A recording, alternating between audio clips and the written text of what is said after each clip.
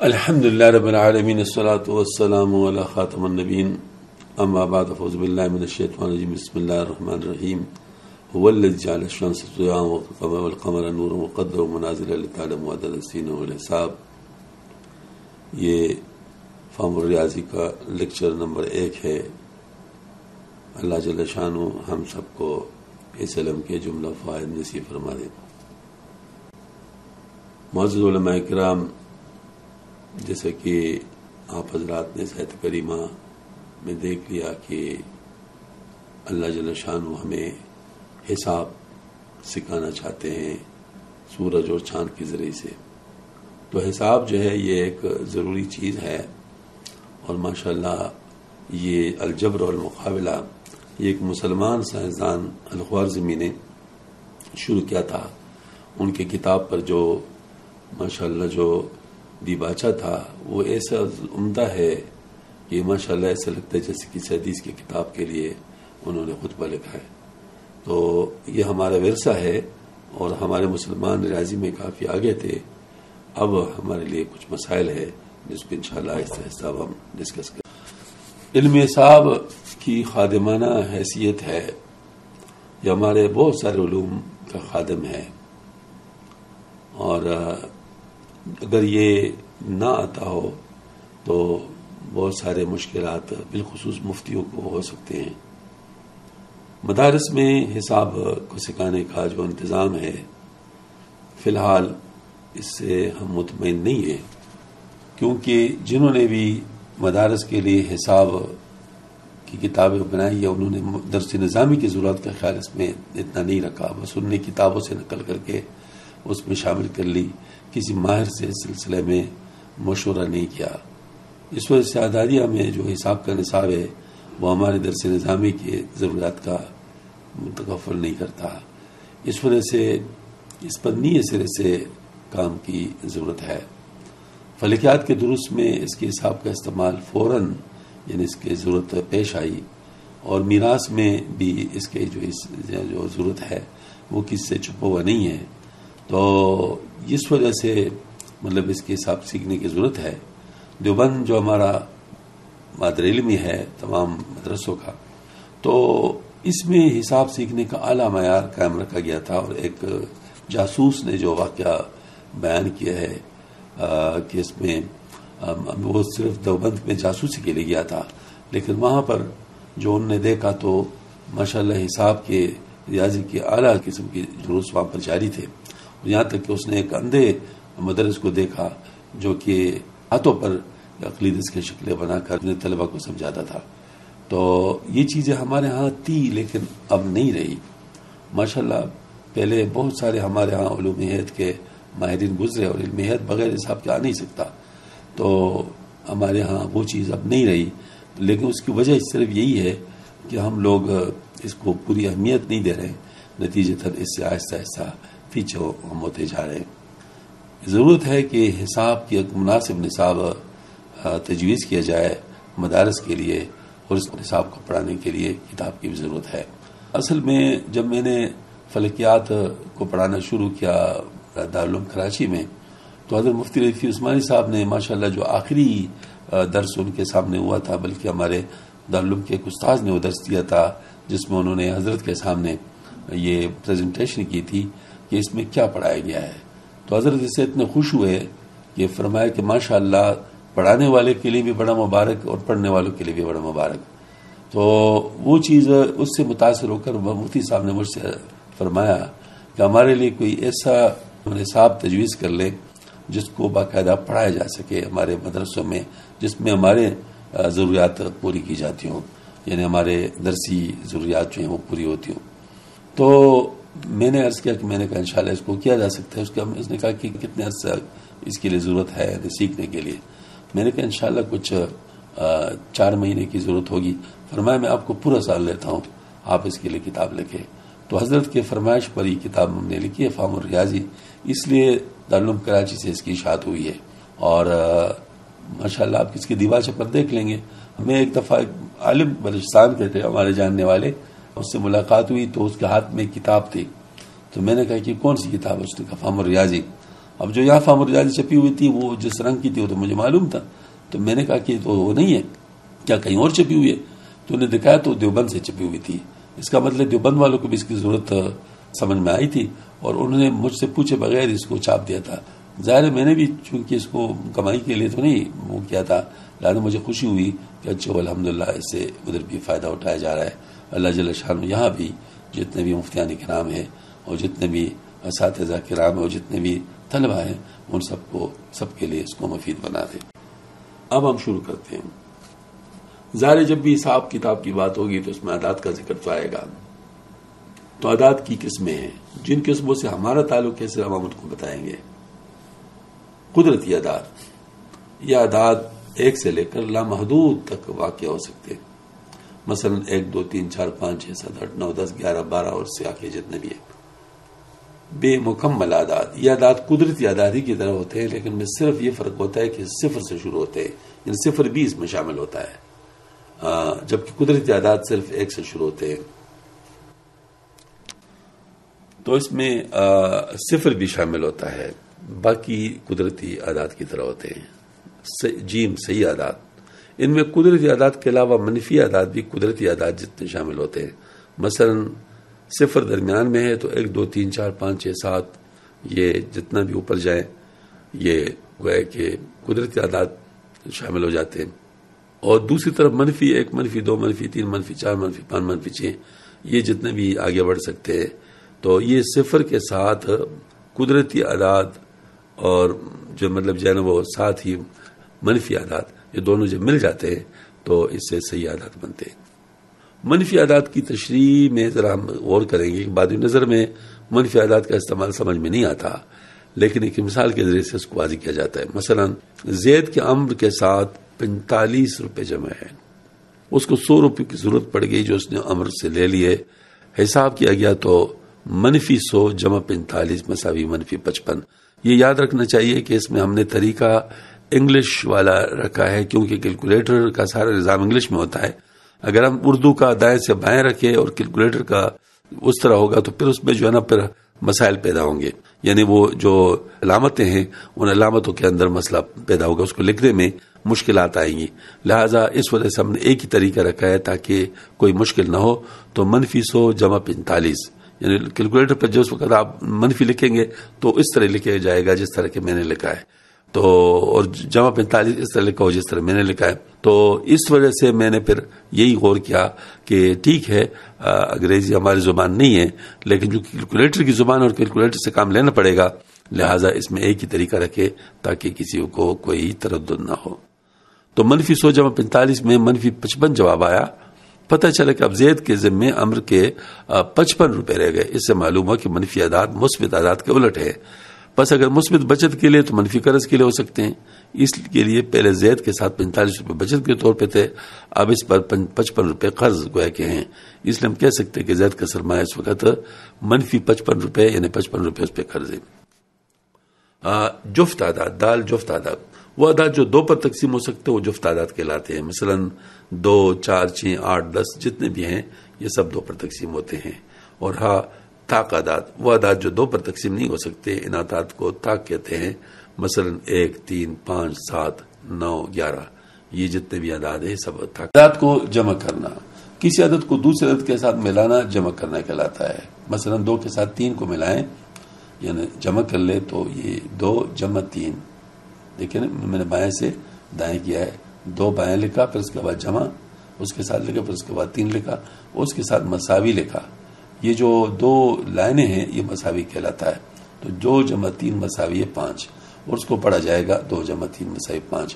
ایک بات معذرت کے طور پر عرض کرنا ہے کہ ماشاءاللہ آپ میں سے بہت ایسے ہوں گے جو کہ حسابات کو پہلے سے جانتے ہوں گے، تو وہ اس سے بور نہ ہو، اس کو سمجھو کہ ان کے بھائیوں کا حق ہے کہ پہلے سے یعنی ابتدا سے ہم اس کو شروع کر رہے ہیں، کیونکہ یہ نہیں معلوم کہ کس کی جو ہے مطلب جو ہے وہ کہاں تک ہے رسائی. تو ہم نے ابتدا سے اس لیے کیا ہے تاکہ سب لوگ کمزور سے کمزور بھی اس میں شامل ہو جائے جس کی معلومات سب سے کم ہے. یہ 2 کو 3 کے ساتھ جمع کیا جائے تو اس کا جواب 5 آتا ہے. جمع کی علامت جمع یعنی اس طرح ہوتی ہے جس طرح سرخ رنگ میں لکھی ہے. یہ نوٹ کرنا چاہیے کہ مساوی کے بعد وہ عدد لکھا جاتا ہے جو جواب ہوتا ہے. دیکھیں نا وہاں مساوی لکھا ہے اس کے ساتھ ہی دائیں طرف لکھا ہے 5. تو جواب ہے۔ اعداد کو تفریق کرنا، کسی عدد سے کوئی دوسرا عدد اگر نکال لیا جائے تو یہ تفریق کرنا کہلاتے ہیں۔ مثلا 11 سے 3 نکالے تو 8 رہ جاتے ہیں۔ مثلا میرے پاس 11 پنسلیں ہیں، اس میں سے 3 میں نے ہٹا دی تو کتنی رہ جائے گی؟ وہ 8 رہ جاتی ہے۔ اس کو درج ذیل طریقے سے لکھا جاتا ہے 11 - 3 = 8، اور اس کو پڑھا جائے گا 11 - 3 = 8، یعنی 11 سے 3 نکالے تو جواب 8 آتا ہے، جبکہ منفی کی علامت یہ ہوتی ہے جیسے سرخ رنگ سے لکھی ہوئی ہے۔ اعداد کو ضرب دینا، 3 کو 4 بار جمع کیا جائے تو جواب 12 آئے گا۔ اس کو ہم یوں لکھ سکتے ہیں 3 + 3 + 3 + 3 = 12، اور اس کو ہم یوں لکھ سکتے 3 ضرب 4، یعنی ضرب 4 سے مطلب 3 دفعہ اس کو گویا کہ مارا گیا، تو یہ جو 3 ضرب 4 = 12، جس کا مطلب یہ ہے کہ 3 کو 4 بار جمع کیا گیا ہے، اس عمل کو ضرب دینا کہتا ہے۔ اس یوں پڑھتے ہیں 3 ضرب 4 = 12، یعنی 3 کو 4 سے ضرب دی تو جواب 12 آیا۔ چاہے 4 سے 3 کو ضرب دیں، 3 سے 4 کو جواب ایک ہی ہوتا ہے، تو ضرب کی علامت یہی سرخ رنگ میں جو لکھا ہوا ہے یہی ہے۔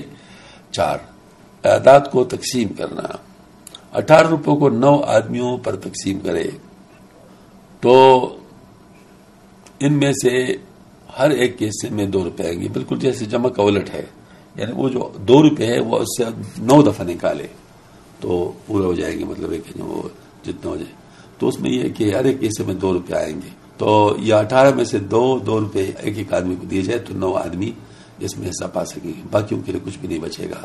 اس کو اس طرح لکھیں گے، تو 18 تقسیم 2 = 9، اور اس کو لکھنے کا دوسرا طریقہ بھی ہے، دیکھیں نا یہ جو شکل سی بنی ہوئی ہے، 18 درمیان میں ہے، 2 اس کے بائیں طرف ہے اور 9 اس کے اوپر ہے، لائن کے اوپر ہے، تو اس کو اس طرح لکھتے ہیں، تو 18 درمیان میں لکھتے ہیں جو مقسوم ہے، جس کو تقسیم کرنا کہتے ہیں، اور 2 جو بائیں طرف ہے مقسوم علیہ ہے، اور 9 جو ہے جو اوپر ہے وہ خارج قسمت ہے، اور اس طریقے سے اس کو مطلب کیا جاتا ہے۔ یعنی یہاں پر جو ہم نے طریقہ کار کیا وہ یہ ہے کہ 18 کو 2 پر تقسیم کیا تو جواب 9 آیا اور باقی کچھ بھی نہیں بچا، اس لیے ہم کہہ سکتے ہیں کہ رقم پوری تقسیم ہو گئی۔ تقسیم کی علامت تقسیم یعنی یہ ہے جیسے کہ نظر آ رہا ہے، اس کے لیے پہلے یہ نشان بنایا جاتا ہے جیسے کہ ہے، جس کے اندر مقسوم یعنی تقسیم ہونے والا عدد بائیں طرف، باہر مقسوم علیہ یعنی جس پر وہ عدد تقسیم ہونے والا ہے، اور اس کے اوپر جواب جس کو خارج قسمت کہتے ہیں، یعنی جو تقسیم یعنی ہو جائے تو پھر اس کے جو نتیجہ نکلتا ہے لکھا جاتا ہے۔ مقسوم کے نیچے مقسوم علیہ اور خارج قسمت کا حاصل ضرب لکھا جاتا ہے۔ بس اگر یہ اور مقسوم ایک جتنے ہو یعنی دونوں برابر تو مقسوم سے اس حاصل ضرب کو فری کرنے کے بعد کچھ بھی نہیں حاصل ہوگا، جیسے کہ عمل نمبر 1 میں دکھایا گیا ہے۔ وہ جو عمل گزر گیا وہ عمل نمبر 1 تھا، اس میں جیسے کہ 18 کو 2 پر تقسیم کیا گیا ہے تو 9 جو خارج قسمت ہے اس کو مقسوم علیہ سے ضرب دیا تو 9 ضرب 2 18 ہو گیا، تو 18 سے 18 منفی ہو گیا تو کچھ بھی نہیں بچا۔ اس کا مطلب یہ ہے کہ ہم نے 18 کو 2 پر تقسیم کیا تو جواب 9 آیا اور باقی کچھ بھی نہیں بچا۔ بعض اوقات رقم پوری تقسیم نہیں بھی ہوتی اور تقسیم کے عمل سے گزرنے کے بعد کچھ باقی بھی رہ جاتا ہے جو کہ مزید تقسیم نہیں ہو سکتا۔ مثلا 21 روپے کو 10 پر تقسیم کرنا ہے تو ہر ایک کیسے میں 2 روپے تو آ گئے لیکن پھر بھی 1 روپیہ بچ گیا، اس کو ہم باقی کہتے ہیں۔ اس کو یوں لکھ جائے گا، یہ دیکھیں نا مقسوم 21 ہے، اس مقسوم علیہ 10 ہے، اس کو اس پر تقسیم کیا تو 2 خارج قسمت آ گیا، تو 10 کو 2 سے ضرب دیا تو 20 ہو گیا، تو 20 21 کے نیچے لکھ دیا تو اس سے 1 باقی بچا، تو یہ 1 جو ہے نا اس کو ہم باقی کہتے ہیں۔ 2 روپے ہر ایک کو دینے کے بعد 21 روپے میں سے 1 روپیہ بچ گیا، بس ہم کہہ سکتے ہیں کہ رقم پوری تقسیم نہیں ہو سکی۔ مدرج بالا 2 طریقوں سے ہم تقسیم کا عمل بخوبی سمجھ سکتے ہیں، جن میں سے ایک پورا تقسیم ہونے کی مثال ہے اور جبکہ دوسری باقی کا عمل بھی سمجھانے کی۔ کیلکولیٹر کا استعمال، یہ بائیں طرف آپ دیکھ رہے ہیں یہ 2 کیلکولیٹر ہے، ایک سادہ ہے جس میں صرف جمع تفریق ضرب تقسیم والے اعمال ہو سکتے ہیں، اس کے علاوہ کچھ نہیں ہو سکتے، تو یہ جو ہے نا یہ سادہ کیلکولیٹر ہے جو عموماً یہ دکانداروں کے ساتھ ہوتا ہے۔ جو نیچے والے کیلکولیٹر ہے سائنٹیفک کیلکولیٹر کہلاتا ہے، تو جو سائنٹیفک کیلکولیٹر ہے اس کا استعمال تو انشاءاللہ بعد میں سکھایا جائے گا۔ اس میں دیکھیں سائن، کاس، ٹینجنٹ، اس طرح لوگریتم کا بھی اس میں ہے، یہ چیزیں ہمارے فلکیات میں استعمال ہوتی ہیں۔ اوپر والا عام حسابات جیسے میراث وغیرہ میں استعمال ہو سکتی ہیں، لیکن نیچے والا یہ سائنٹیفک کیلکولیٹر ہمیں فلکیات میں استعمال کرنا پڑے، اس کا طریقہ اس وقت انشاءاللہ بتا دیا جائے گا جب وہ چیزیں سامنے آ جائیں گی۔ کیلکولیٹر میں جمع تفریق ضرب و تقسیم کی جو علامات موجود ہیں، جن دو یا دو سے زیادہ اعداد کو جمع کر تو پہلے وہ عدد لکھیں جس کو جمع کرنا ہے، پھر اس کے بعد علامت جمع پر انگلی رکھ کر اس کو دبائیں، پھر دوسرا عدد لکھیں جس کو اس کے ساتھ جمع کرنا ہے، پھر علامت مساوی پر انگلی رکھ کر دائیں بائیں تو جواب آ جائے گا۔ کیلکولیٹر پر تقسیم کی علامت تقسیم کے لیے، ضرب یہ جو کراس کی علامت ضرب کے لیے، اور اس طرح جو نشانی ہے جمع، یہ علامت جمع کے لیے، اور منفی کی علامت تفریق کے لیے استعمال کی جائے گی۔ بعض کیلکولیٹر میں تقسیم کے لیے علامت یہ لائنز یہ بھی استعمال ہوتی ہے۔ اشاری نظام، کیلکولیٹر میں چونکہ اشاری نظام استعمال ہوتا ہے اس لیے اس کا سمجھنا بہت مفید ہے اور یہ نظام آسان بھی ہے۔ اشاریہ کا مطلب 10واں حصہ ہوتا ہے، یعنی کسی بھی چیز کو 10 پر تقسیم کرنے سے جو حصہ بنتا ہے وہ اس کو اشاری نظام میں شامل ہوتا ہے۔ بس کسی صحیح عدد کے ساتھ اگر دائیں طرف ایک نقطہ لگا ہوا ہے، اس نقطے کے دائیں جانب کچھ عدد ہو تو یہ نقطہ اشاریہ کی علامت ہے، اور اس نقطہ کے دائیں طرف جو لکھا ہوا ہے وہ اس عدد کا جز ہے۔ اس طرح مثلا 0.1 عدد 1 کا 10واں ہے، اور 0.03 عدد 3 کا 100واں حصہ ہے، اور 0.001 عدد 1 کا 1000واں حصہ ہے۔ بس اشاریہ کے دائیں جانب جس نمبر کوئی عدد ہوگا اس عدد کو 10 پر اتنی دفعہ تقسیم کرنے کے برابر ہوگا۔ بس 0.003 برابر ہوگا 3 کو 10 پر 4 دفعہ تقسیم کرنے کے ایک دوسرے، اور پڑھا جائے گا 0.003، کیونکہ 3 اشاریہ سے چوتھے نمبر پر ہے، اور 0.002 برابر ہوگا 2 کو 10 پر 3 دفعہ تقسیم کرنے سے، کیونکہ 2 اشاریہ سے 30 نمبر پر پڑھا جائے گا 0.002۔ اشاری اعداد کی جمع، اس کا طریقہ یہ ہے کہ ان اعداد کو ایک دوسرے کے نیچے ایسا لکھیں کہ ان کے اشاریے کے نقطے بالکل ایک دوسرے کے نیچے آئیں اور باقی اعداد بھی ظاہر لائنوں میں آ جائیں۔ پھر میں اعداد کی جو قطاریں بنیں گی ان کو علیحدہ علیحدہ جمع کریں، جیسے کہ عمل نمبر 3 میں بتایا گیا ہے۔ 0.003 جمع 1.004 جمع 0.06 اور جمع 2.7۔ ان کو جب جمع کریں گے تو ہم نے اشاریے کو اشاریے کے نیچے رکھ دیا اور باقی کی قطاریں بن گئیں۔ اب یوں کہہ سکتے ہیں کہ 1.004 یہ 1.004 تھا، اور 0.06 تھا، اور 2.7 ہے۔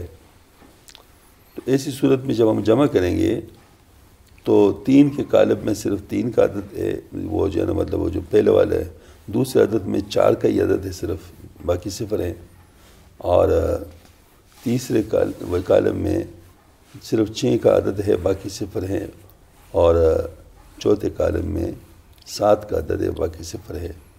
تو اس کا جو جواب آ گیا وہ بن گیا 3.764 جس کا مطلب یہ ہوگا کہ 3 تو پورا ہے، 7 کا 10واں حصہ اس کے ساتھ ملائیں گے، 6 کا 100واں حصہ، اور 4 کا 1000واں حصہ، اور 3 کا 10,000واں حصہ۔ جب یہ آپس میں ملائیں گے تو اس سے عدد بنے گی 3.764۔ یہ مشق نمبر 1 ہے۔ اس مشق نمبر 1 کو آپ لوگوں نے حل کرنا ہے۔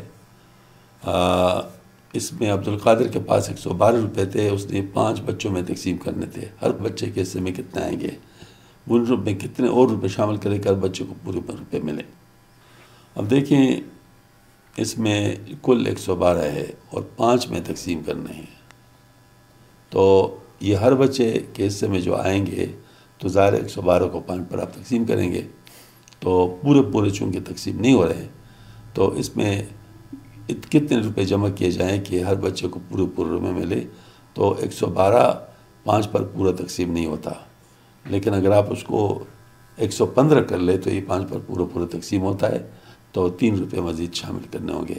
اسی طریقے سے باقی سوال آپ نے خود کرنے